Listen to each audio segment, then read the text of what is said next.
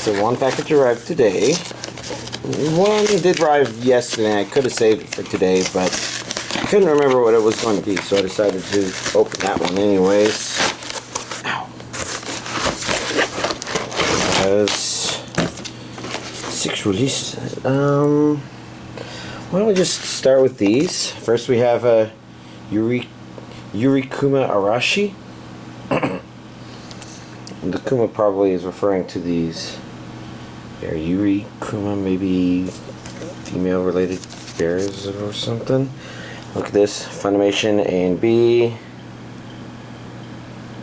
2 DVDs, 2 Blu-rays. But it looks like it's dubbed.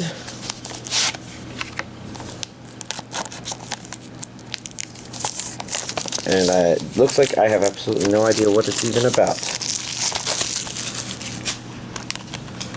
The back looks the same, so going inside.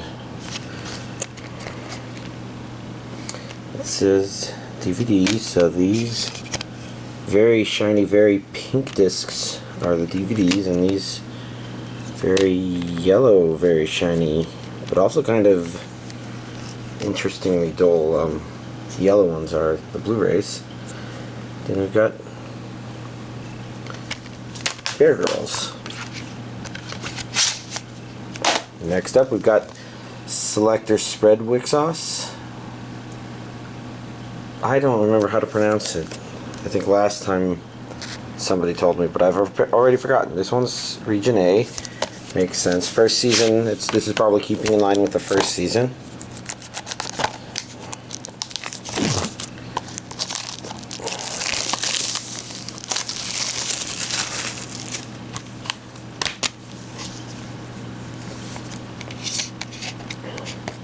I might remember enough about the first season to feel comfortable watching this. We've got DVD versions and Blu-ray versions. The purples are a little closer, but you can kind of see the lighter purple is DVD, darker purple is Blu-ray.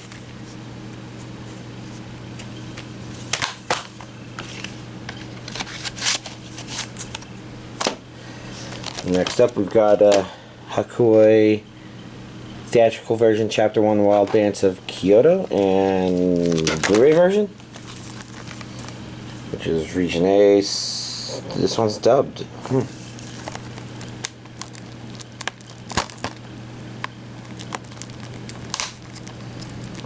As long as I can get that plastic flap.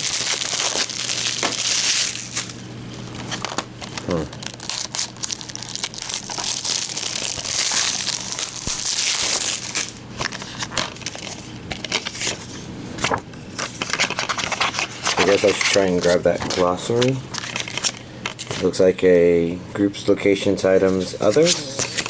So a small little glossary sheet. Black and white disc art. And the Blu-ray looks to be a similar construct. Although the glossary does feel bigger because the case is smaller. And then we've got a Den-noh Coil Collection 1, which means this is not the entirety of this series. This is Region A. This one is dubbed. Does that mean all 4 of this week's series releases were dubbed? Well, I guess technically the movie version of the series for Hakuoik. And this was Region A only. Why does it feel like, I don't know, kind of felt like, or sounded like there was some plastic still on there somewhere. I didn't notice any, maybe y'all did.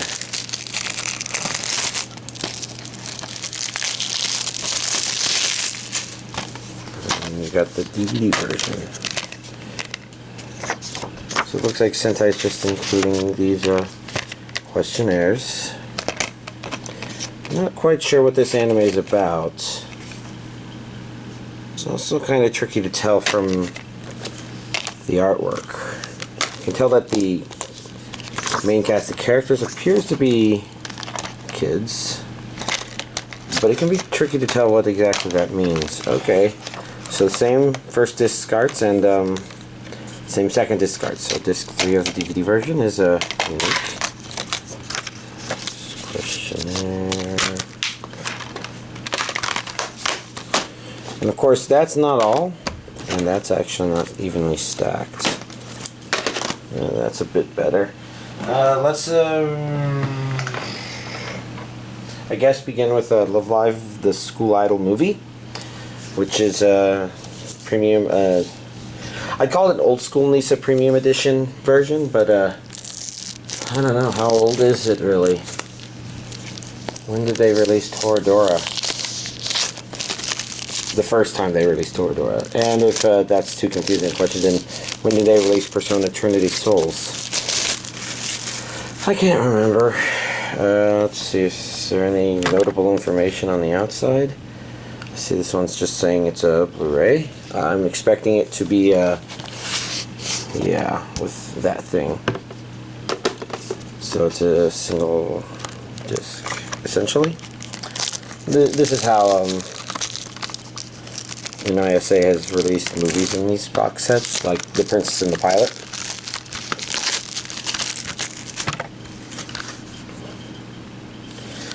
And since I haven't watched the second season yet, I guess I don't have much to comment on in this regard.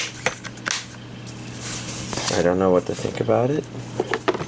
I could be excited if I was maybe more on track with why a movie could potentially be happening. We got various cool art pieces, and this one appears to be mostly art pieces, which is not a bad thing. It's actually really pretty. Let's close that. Let's take advantage of this platform to look at Kickstarter release. This would be for Otaku no Video on Blu-ray. As you can see, this is the painted figurine. Very small. Very nice and well done. And I think this was intentional, but this appears to be an unassembled, unpainted version of the figurine. Maybe you can kind of see the resemblance of the heads and body and the leg there. Now I can put these aside. We've got 2 patches. And I don't remember what the updates all said. That looks correct. Not that I read Japanese, but something about this just feels more correct. Yeah. And I don't remember what it says. This patch is really neat. Now, maybe I was supposed to get another goodie of some sort, but well, there were 2 packages, and they said that if some people's Kickstarter orders were big enough, there were 2 packages. This one came in medium mail, which was supposed to take 6 days, and the other one came in shipped first class, was supposed to be 3 days and has not arrived yet. So it's being a little weird. Let's take a look at this case. Actually, it's pretty nicely decorated. See, it's not the strongest poster board or whatever out there, but it's pretty decent. We've got this stuff, which is actually quite neat. And then we've got the Blu-ray container and this stuff itself. Looks like it's not just that.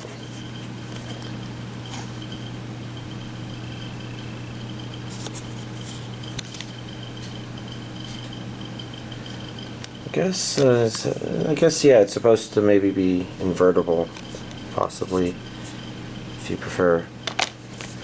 This looks like a image of starters or backers. I mean, I've been told what all this stuff is, I just don't remember it all that well. So somewhere on there is my name, and since I haven't looked for it yet, I don't know where it is. On the back we've got that piece of artwork, which was on the inside.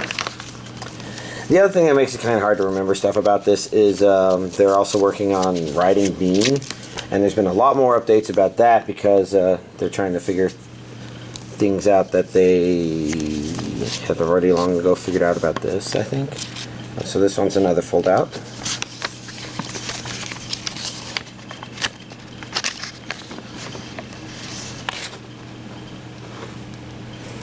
Maybe, I don't know if these are liner notes, I guess. And we've got some manga. It's kind of hard to hold it up in such a way that you can see very well on camera. Again, I think there might be another piece of this that will arrive eventually, but at least I got the important thing. And those other goodies, I don't know, I'll do whatever with them. And then last but not least, I've got a Wagnaria 3 Volume 1, which is kind of notable because... Or is it notable? Yeah, oh, that's right. So, it's interesting how turbulent the Wagnaria releases have been.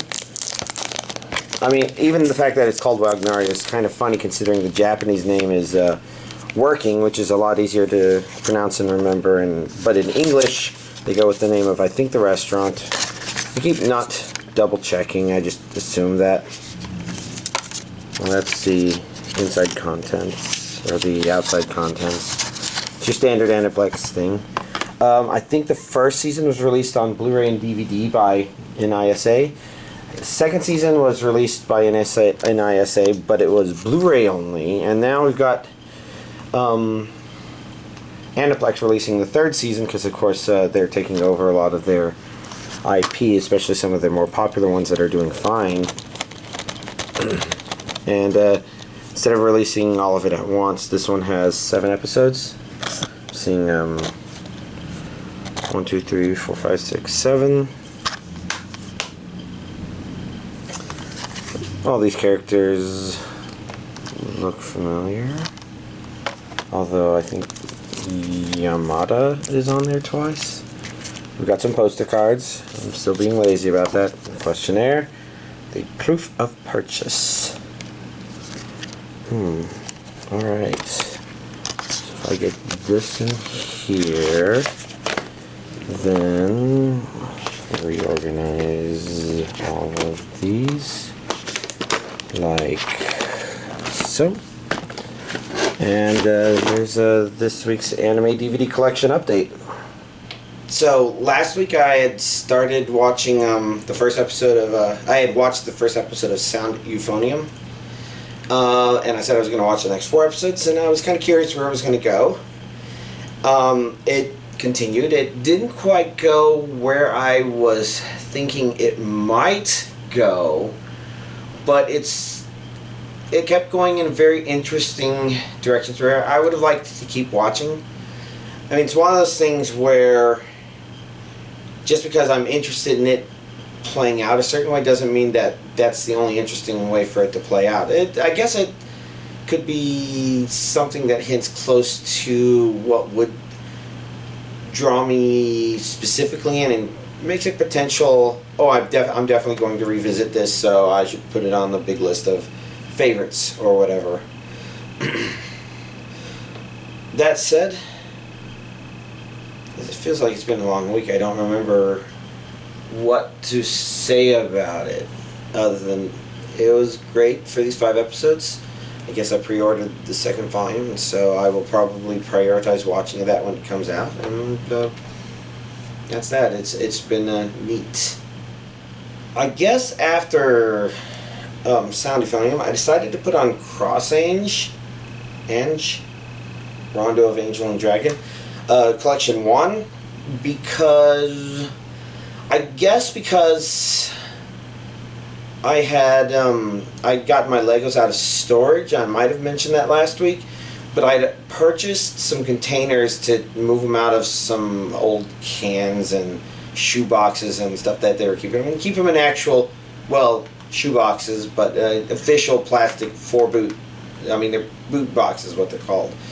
So I got those. They're vaguely sorted, as in like I put some of the very Technic pieces in a little Lego suitcase thing that I have. You know, that would be the rods and the little pegs and the gears. I guess I put other mechanism things in there as well, such as the pneumatic sets that I got and magnets. And then you know, I've got a container with stuff. That's kind of irrelevant to the anime, but I guess the entire point was, since I was going through taking pieces apart and sorting them, and I didn't do a perfect job, but I was going for close enough. Basically, I wanted something that I knew was dubbed, and I wasn't sure whether or not I would be paying close attention to or not. It turned out to be a series where you kind of want to.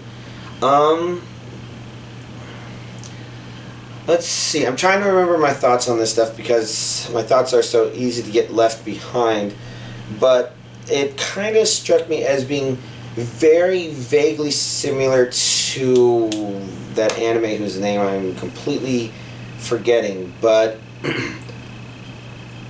they're both kind of mecha-ish shows in which our main character is basically a dethroned princess, for lack of better words.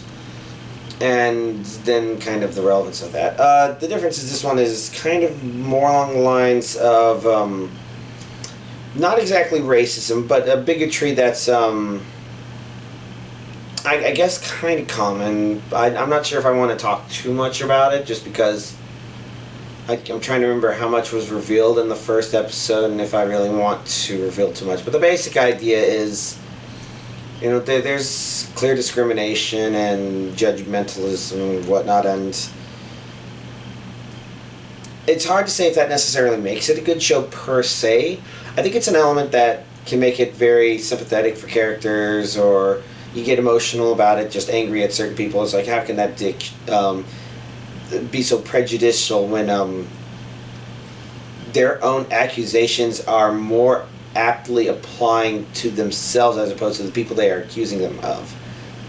And I guess I don't want to go into too much detail there because that's probably a spoiler, but you know, the idea is, to a certain extent, it felt very extreme along those lines. It could be kind of tricky to watch just because the only word I can think of to really describe it is pornographic, and that doesn't necessarily mean porno for sexual gratification per se, so much as the kind of weird usage some people use the word for to imply gratification through the extreme in a way, I guess. It feels like it's a little more extreme than makes sense, because like I said, some of the things people are accusing the discriminated against group of seem to be far more guilty of that sort of stuff in general. Now, this is only the first half of the series, and I'm saying a lot because I'm just thinking that I'm saying and I don't know why. It's a weird day for some reason, but yeah, it's the first half of the series, so there's been some world and plot development that are helping us understand the nature of things better, but where it develops from there is of course going to be collection 2. So I'm definitely curious to see where it's going to go from there, but it's tricky to say. And darn, if I can't remember the name of that other anime, that other one I think I like better than this one because it's kind of more to the point, I guess. But it does have its weird eccentricities. That one is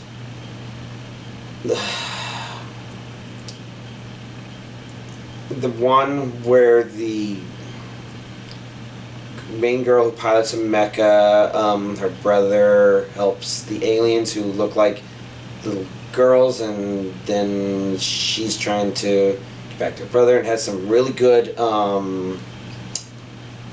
time dilation stuff related to a near speed of light stuff, and it has some stuff that kind of goes a little beyond that just because they were playing with the idea. But I don't know, I can't for the life of me remember the name of that, but yeah, I don't know, kind of similar to this. I bet if I go to my anime list it'll probably be there in the recommendations. So I've mentioned the name a couple of times because, you know, Your Lie in April scores ridiculously high, and I watched it, and It was pretty good. I know, at least especially early on, I kind of was thinking this anime definitely has a core idea that it's sticking with, that I really want to watch and see what happens. It kind of has to deal with basically trauma and motivation sorts of concepts, especially related to how you express yourself when playing music, I guess. Just kind of as a description of the anime itself. And it's kind of interesting because you kind of want to see characters get better, and you can kind of tell it's a kind of series about character development, essentially. Although there are some rough things about the beginning, which is... so let's begin with our main guy. He, well... I guess this issue is that the series kind of goes a little back and forth with this concept, but he's a little, I'd say, accident prone, but it doesn't mean that he causes accidents so much as accidents happen to him, such as, like in the first episode, a stray baseball comes through the window and hits him in the head and knocks him out. And it would probably be mostly okay if half of those things weren't just people being kind of, you know, just people directly attacking him. If it was accidents that kept happening, that would have been actually pretty great. You know, I've complained about that sort of stuff before, and this anime kind of had moments where it was suggesting it could go over the line, but like I said, it kind of had this core story which was its real goal, and so that was really just a bad attempt at humor half the time to I guess keep the audience engaged, but it's really not that needed. So that's one of the things about it that's imperfect. But at the same time, imperfection doesn't mean that people who watch it don't enjoy it. Because the score, I think it's like 8.93 on my anime list, indicates that most people who watch it enjoy it, and that's because that core story is the focus of the show, and the show knows it. It just kind of has that one little slip-up thing there. Outside of that, no, it's just kind of neat to watch it.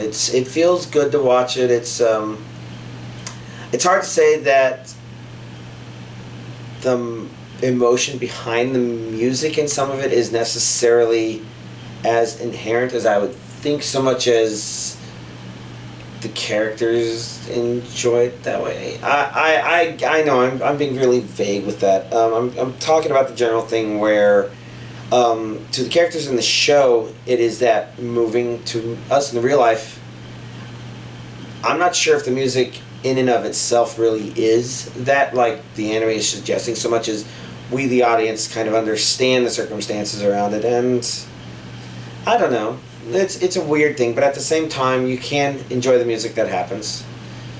It's probably why they come with soundtracks, although I've admittedly not fired them up yet. I'm working on processing stuff, but I guess that hasn't been a priority. And last but not least, I started up a Fate Kaliad liner Prisma Ilias Zwei. I'm pretty sure it's supposed to be Zwei, which is, I think, German for two or something like that, and I'm probably not pronouncing it right. As you can see, it's open, so if I close it like that, I can hold it right. My thoughts on it, I'm about halfway through. I don't remember the first season super well, but this one kind of started out with some pretty great action, I thought. And it was definitely a curious mystery. I'm trying to think if maybe part of the reason I don't remember the first season as well is, well, it wasn't necessarily bad and wasn't necessarily sloppy or anything like that in the action department. It's just this one begins at a state where it doesn't have to build things up to that, maybe. And that's maybe why I remember it better, and that, and I've watched this one like within the last 24 hours, whereas who knows when I watched the first season. It's probably been so long. That said, even if you're a kind of big fan of action, you kind of have to be a big tolerant person of just the, what would you call it, the portrayal of the I guess I'm forgetting so many words tonight. Anyways, there's of course a lot of fan servicey stuff, and since the main characters are of course of the younger variety, you know, you have to be able to tolerate that kind of stuff quite a bit because it's heavy on that as well. This first season was probably the same. I just don't remember it super well. But so far, I've been enjoying it, and I'm still curious where it's going, from where it is, and it's not necessarily out of interesting materials from what it has already presented, although I don't know if I'm expressing that too well, like anything tonight. Well, beyond that, I'm not sure if it's too obvious, but you can kind of tell I'm beginning to attack these piles here and make space. It's basically, you know, I'm finally able to start attacking that to-do pile because now that I've got the job, I can purchase the new license for the new software to begin processing stuff. But of course, I'm being really slowed down by these Looney Tunes Platinum editions because, well, since they're like 3 discs, technically one only has 2. Even if you assume there's like 15 gigabytes per disc, which might not be realistic, could be. That would basically mean that it'd take like 100 gigabytes to put all of those onto my servers, onto my disk servers, so then I could put them onto my private streaming server and then use that to just mass encode individual things with the right names and stuff. That's, I don't know if I want to sacrifice that much disk space to it because I think I'll be kind of tight as it is. I might have to use that 3 terabyte drive up there somehow. I'm not sure how because I don't have room. But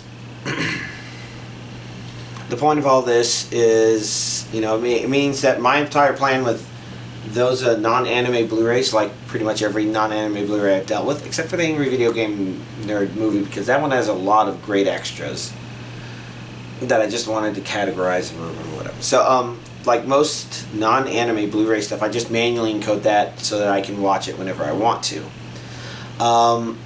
But the Looney Tunes stuff is complicated because I got the Golden Collection, so I'm needing to make sure I know which episodes are the ones I don't already have from the Golden Collection so that I can create a version so that I can stream it to myself to watch it. But the other complicated thing is there's a lot of bonus cartoons on them that don't get categorized the same way. So among those 3 platinum volumes, or platinum collections, I guess I'm looking at adding something like 100 cartoons to my server, and since I'm talking about manually encoding all of them, that's taking a while because spending an evening babysitting command prompts and waiting for them to finish encoding is not exactly how I would plan my evenings, especially since, you know, sometimes I'm going to stop and play some Team Fortress 2, or I'm just too into the episode of the anime we're watching, or I've been reading a particularly invigorating thread on Reddit. Who knows? Yeah, and lots of possibilities, and so it's slowing me down, but I'll be getting there. There's not a whole lot left. Technically, there's mostly DVDs here. You can kind of see there's some DVD Blu-ray combinations there. That's because I haven't ripped the DVD halves yet. Once I catch up on the Blu-rays, I should be able to just go through all those DVDs in a single evening, no problem. So outside of that, I did watch Independence Day Resurgence, and I think my way of describing the experience is that it's surprisingly okay. Which is to say, the first Independence Day movie, some people have been calling it bad in their reviews of Independence Day Resurgence, which is kind of strange because, you know, there's this kind of thing where, okay, some people might not like it, but you can't really say it's bad. You can say maybe you didn't like it, or maybe you didn't think this, and this didn't work about it, but there's a lot of things it has going for it, and usually people come down to the, oh, he uploaded a virus using his Mac issue, which is actually explained in a deleted scene, like some people point out. And it's like, hey, you know, they had a ship there, and if they already had a vague idea how to interact with it, all they needed to do was, you know, I don't know. I'm going into details. You know, it's complicated, but the truth of the matter is that first movie, it had a lot of things going for it in terms of the pacing of the story and just kind of an overall thematic feeling that's just, you feel more doom, but there's a lot of emotional highs that are kind of in there, and Resurgence kind of can't have some of that stuff. I mean, I was kind of surprised, given that, you know, how much emotion there was in the first movie, that the Resurgence didn't actually have that strong of emotions going on through it, because I guess there was always there's this feeling watching it that there's no way humanity is going to lose this one, so you don't believe it, and it seems a little distracted in things it wants to have happen versus kind of having a consistent feeling. And there's some things in there that kind of make it feel like a an actual cheap resolution, I guess. I mean, I'm sure some people thought the same thing about the Mac Vives one, but again, that one is explained by our technology, including our operating systems, being reverse engineers from ideas from the crashed Roswell ship or whatever. And I don't think you can really say the same about this one. I think, in fact, some of those elements, I think they could have actually reordered and kind of presented in a better way. Just because, well, I guess I can't really explain that, because that kind of gives away some of the stuff. So, very ending scene is actually very interesting. I'd be interested to see a third movie, but I wouldn't expect much of it. I didn't go into this expecting much, and that's why, you know, I kind of figured if you watched and enjoyed the first Independence Day, you probably got a feeling of accomplishment out of it. Not like you accomplished something, but like you felt like the movie set up something where you didn't think people were going to make it, but then they really did make it. While Resurgence kind of just has you on a ride to show you stuff, I guess. It kind of feels like that, even though it's not intended to. But it still shows you stuff. And I kind of compare it to The Legend of Korra, because not because it's necessarily better than Korra, but in this aspect in which I didn't enjoy Korra, Resurgence was fine. Where, to me, both of them are kind of explorations of the concepts of their universe beyond these awesome original stories that we originally watched. But Legend of Korra's got this problem of, while it kind of tries to have a main theme, it can't really decide how it wants to present or explore that. When you compare the original Avatar: The Last Airbender, you know, all the themes are centered around our main characters are being chased by the Fire Nation, because the Fire Nation are trying to finish the war. And you kind of have this good feeling throughout the entire Avatar: The Last Airbender series of what exactly you're expecting. It's like, oh, okay, well, if they're going to go and get medicine for this one thing, then they're going to have to worry about whether or not firebenders find them. And Legend of Korra doesn't quite have that sort of consistency going through it. And the first season, I think, is a really good example where it's like, oh, is she learning how to airbend, or is she now learning how to play this airbending sport, or are they now a team of teenage crime fighters going around in a car? Even within the first season, it kind of jumps around thematically in terms of what kind of show it is. But overall, it's supposed to be an exploration of bending beyond what Avatar: The Last Airbender is. And that's kind of one of the things about Legend of Korra that I thought was strong. Now, I don't know that Independence Day Resurgence is stronger in that area per se, but I guess for me, it went down a bit smoother, partially because you only put a couple hours into it, and also because being a Roland Emmerich disaster movie, it does have that one, you know, this is supposed to be a Roland Emmerich disaster movie from start to finish. So, I don't know. It's a weird way to talk about it, but hopefully I've done so without really spoiling Avatar or Independence Day or anything like that. There's little things in there that kind of are hints to things. Some of those are probably useful to know in advance. Maybe I've said too much. I don't know. I'm just a bit mentally exhausted, I guess. Head hurts. Maybe it's all this rain. We just had a lot of rain come in. Probably almost literally sideways. The umbrella, I don't know if it really helped. But outside of that, I don't know how I'm going to prioritize stuff after I watch Fate, Caliad Liner, Prisma, Ilia, something or the other. Maybe, since I've never finished the Fate Stay Night Unlimited Blade Works, the series version, I might watch the second half of that next. Or I might try for... I don't know. I need to figure it out. But y'all will find out next week what that is. So y'all, remember your anime shirts, and have a nice week.